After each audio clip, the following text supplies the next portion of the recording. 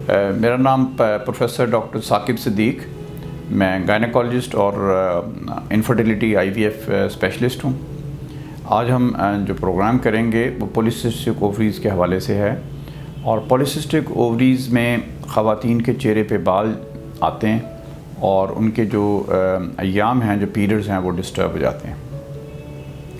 Young age میں، young لڑکیوں میں جب یہ مسئلہ آ جائے تو ان کے پیرنٹس بہت پریشان ہوتے ہیں اور کافی پریشانی کے عالم میں وہ ایک گائنیکالوجسٹ سے دوسرے گائنیکالوجسٹ، تیسرے گائنیکالوجسٹ کے پاس جاتے رہتے ہیں۔ میرا آج کا پیغام یہ ہے کہ پولیسسٹک اووریز نو ڈاؤٹ ایک ڈیزیز ہے، ایک پرابلم ہے، لیکن اتنا سیریس نہیں ہے جتنا یہ نظر آتا ہے۔ وہ اس لیے کہ جب پیریڈز کے حوالے سے خاتون میں کم پیریڈز آئیں یا نہ آئیں تو کوئی ایسی فکر کی بات نہیں ہے، یہ قابل علاج ہے۔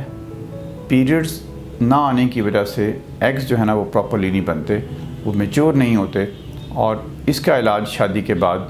ایگز بننے کا علاج بڑی آسانی سے ممکن ہے، اور ایگز بن جاتے ہیں اور ان کی پریگننسی اور ڈیلیوری جو ہے وہ ہو سکتی ہے۔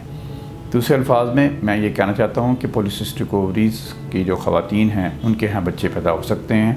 لیکن صرف یہ ہے کہ شاید خود سے نہ ہوں، کچھ نہ کچھ علاج کرنا پڑے، اور علاج بڑا کامیاب علاج ہے۔ صرف چہرے کے بالوں کے حوالے سے تھوڑی سی پریشانی یہ ہے کہ اس کا کوئی ایفیکٹو میڈیکل ٹریٹمنٹ اویلیبل نہیں ہے، تو اس کے لیے جو فزیکل میتھڈز ہیں وہی عام طور پہ یوز کرنے پڑتے ہیں،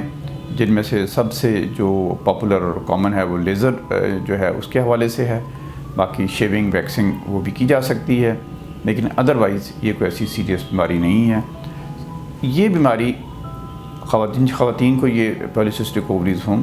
صرف ان کا ریگولر چیک اپ بعد میں بھی ہونا چاہیے کہ انفرٹیلیٹی کا انہوں نے علاج کرا لیا، بچے ہو گئے، اور اس کے بعد لائف لانگ بیسس کے اوپر اس کا فالو اپ ضرور ہونا چاہیے، کیونکہ یہ بعض دفعہ